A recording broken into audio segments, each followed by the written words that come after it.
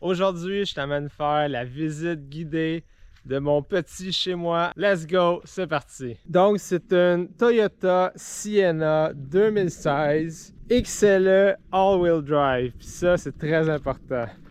La fiabilité légendaire de Toyota fait en sorte que je suis confiant d'être en plein milieu du bois, comme ici, de ne pas avoir de réseau.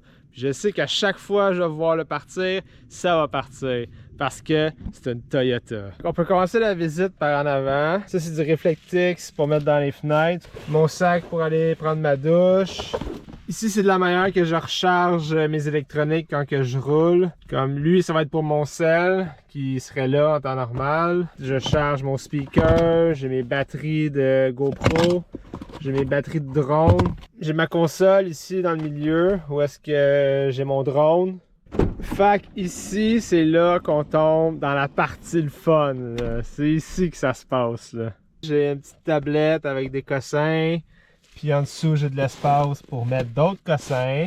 Mon frigidaire, que j'adore vraiment beaucoup. C'est un véritable game changer.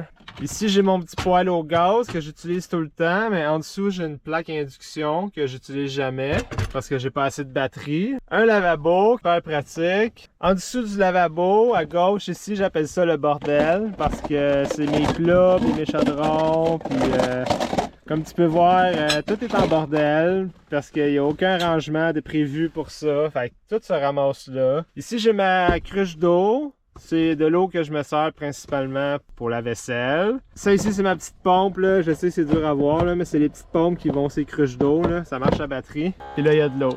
C'est magique. J'adore ça. En arrière de tout ça, j'ai mon écran d'ordi. C'est un écran ultra wide. Ici, j'ai de la bouffe. Ici, j'ai du linge. En haut dans le top, ici, j'ai mes accessoires de PC, j'ai mes écouteurs, j'ai ma souris, et mon clavier qui est là. Tout est sans fil. Dans cette petite boîte-là, ben, c'est mon ordinateur qui est là. Tout est redneck, là, les fils, ils pendent, puis tout. Là.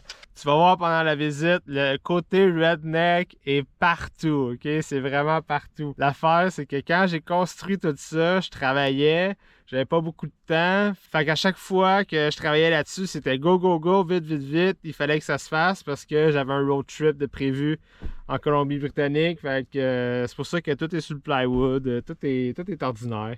Fait que j'ai deux places pour charger mes choses à l'intérieur.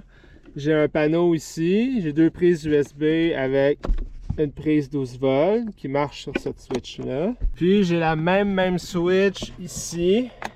Prise 12 volts et deux prises USB. Puis le panneau ici, c'est pour mon inverter. Ce qui m'amène à la section batterie et électricité. Ça va se rednectifier assez vite, là.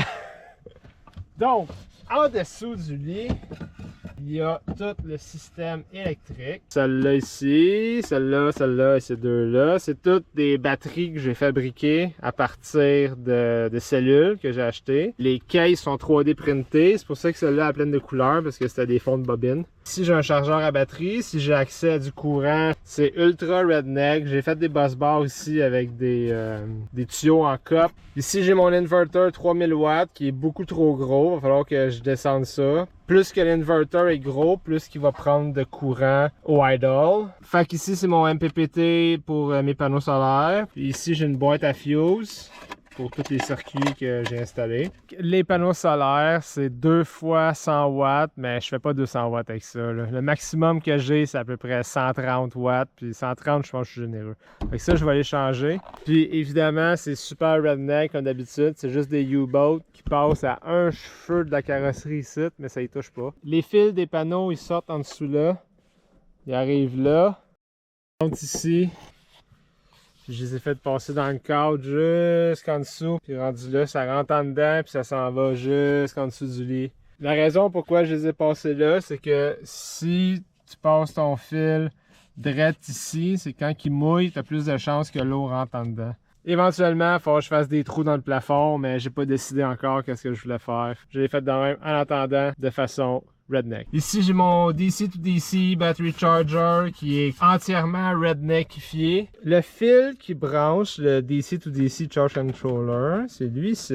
Comme tu peux voir, il n'y a même pas de fuse sur le fil ici. Il serait censé avoir une fuse là, mais Manque de temps, manque de tout. Ensuite, le fil, il descend en dessous. Fait que dans le trou là, tu vois, le fil, il passe là. Ça tient avec des tie wraps, évidemment. Tout tient avec des tie wraps. En arrière de la roue là, il s'en va en dessous là.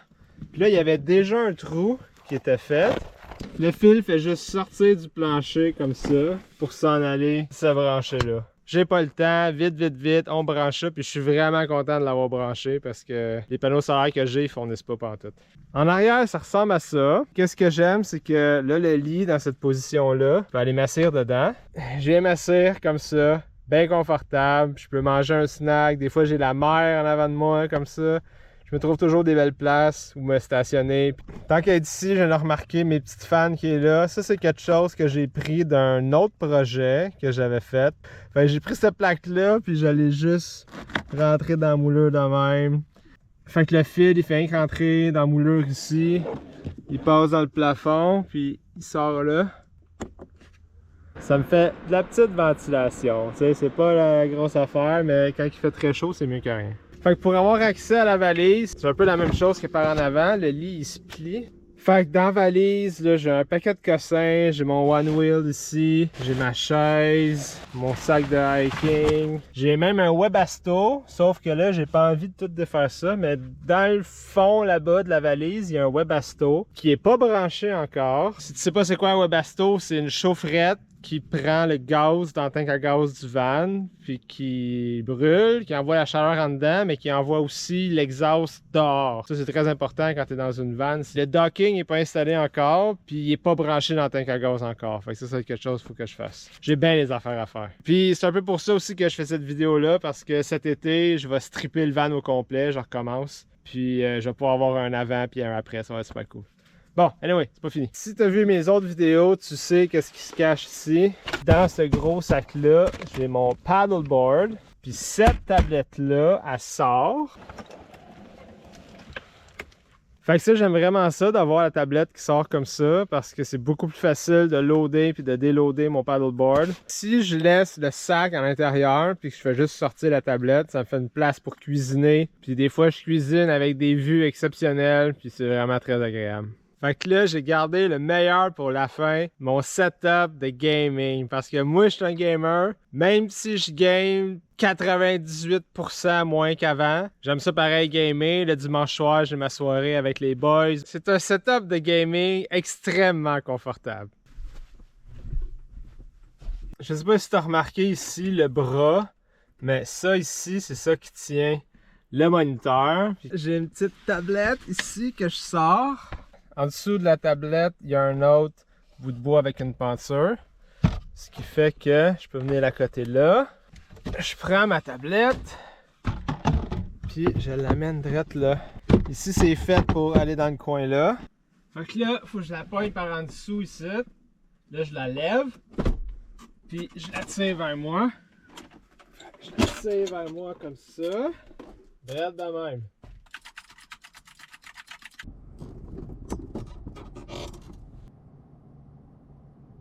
Il y a une dernière chose que je vais te montrer, puis c'est mon antenne Wi-Fi, parce que c'est encore une fois la rednectification des choses.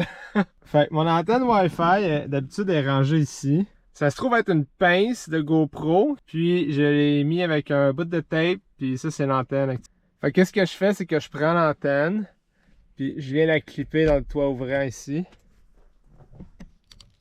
Puis juste ça, le fait qu'elle soit 2-3 pouces au-dessus du van, ça fait toute une différence.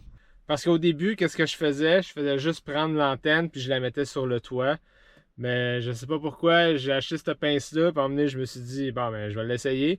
Puis grosse différence, là. Les places que j'ai trouvées, parce que le Wi-Fi est plus fort, c'était surtout des Planet Fitness. Si j'ai réussi à me parker assez proche, le plus haut j'ai pogné, c'est du 50-60 mégabits. C'est fucking rapide, mais c'est pas toutes les places. Il y a des places, il est fucking lent. Puis juste pour apaiser ta curiosité, je peux te montrer la vue de derrière. Ça, c'est le derrière du frigidaire. Ça, c'est la section bordel. Mon retour d'eau, fait que ça, faut que je la vide une fois de temps en temps. Puis ça, c'est ma tank à eau. Le bras de mon moniteur, puis c'est rien qu'un bout de bois comme ça. Fait que c'est rien que ça. Super simple. Il faut que ce soit simple. Ah ouais, puis ici j'ai un petit panier où est-ce que je mets brosse à dents, puis d'autres choses. Fait que ça ressemble à ça. De toutes les choses que j'aime de cette van-là. Ce que je préfère le plus, c'est que cette van-là est complètement stealth. Si tu vois pas les panneaux solaires sur le toit, jamais tu vas penser qu'il y a quelqu'un d'assez mongol dans la tête pour vivre dans une minivan. Quand t'es stealth, ça te permet de rester à des places où est-ce qu'un gros campeur pourrait pas aller. Comme exemple à Key West. Je suis resté à Key West une semaine ou deux, puis je me suis jamais fait achaler. Il y a personne qui savait que j'étais là-dedans, puis t'as pas le droit sur toutes les keys dormir dans un véhicule, sauf dans les campings. Fait qu'avant de te laisser, je veux juste te dire que je pense que j'ai le meilleur gaming setup de toute la communauté nomade. Honnêtement, c'est super confortable, puis je pense que c'est dur à battre. J'en ai vu des setups de van, mais je pense que le mien, il est parfait. Il est parfait. Bon, anyway, à la prochaine. Ciao! Si tu t'es rendu jusqu'ici dans cette vidéo, tu es une légende absolue. Je te remercie 1000 fois. Je sais que cette vidéo-là était plus longue que d'habitude. J'avais énormément de choses à dire. Et j'espère que ça t'a plu. Donc merci et à la prochaine.